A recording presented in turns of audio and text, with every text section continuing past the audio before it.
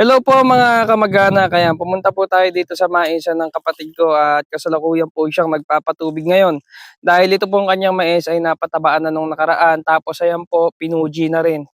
So ang bukas po, ang ginagawa niyang bukas sa kanyang pagpapatubig ay every ikalawang butas po. Ayan po, makikita niyo po itong natapakan ng kapatid ko, madamo po yan. Tapos ito po yung pinuji. So diyan po pinapadaan yung tubig. Yan. Yan, gandun po yan. Tapos doon pa sa baba. So, ang variety po niyan, Sweet Fortune ng Ramco Seeds. Kaya po yan mga kamag-anak, ipinuji yung part na to. Kasi nga po, nung naglagay ng pataba, para matabunan po yung magkabilang side. So, ito naman pong kabilang side na to, sa ikalawang paglalagay niya po ng pataba, tsaka po yan ipapapuji. So, para po yan naman po yung magiging pantabo nung pangalawang pataba. So ayan po, ganyan po yung ginagamit dito. So may iba't ibang klase po yan, tsaka iba't ibang model.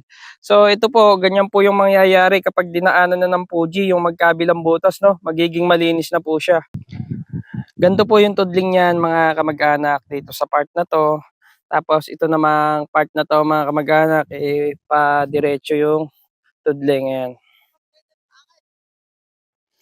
Makikita nyo yung part na yon na parang may poknat mga kamag-anak. So, naiiwan yon dahil pagka bumabaha, nakukutkot yung lupa, no? Nawawalan ng sustansya yung lupa, kaya ganyan. Pero magmula doon, makikita nyo, ayan, berding-berde na siya. Oh. So, ayan mga kamag-anak, nandito naman tayo sa part na to. So, ayan yung kadiretsuhan. Tapos, ito naman yung mga nakapahalang dito sa gawing babayan.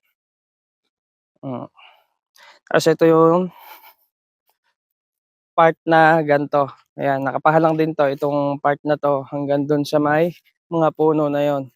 Tapos ito naman mga kamag-anak, yung nakita yung brown na yan na wala pang tubo, kakatanim lang yan mga kamag-anak. Dahil nga yung part na yan, pagka nag-uulan, nai-stack ka ng tubig, kaya ihinuli nung kapatid kong tamnan.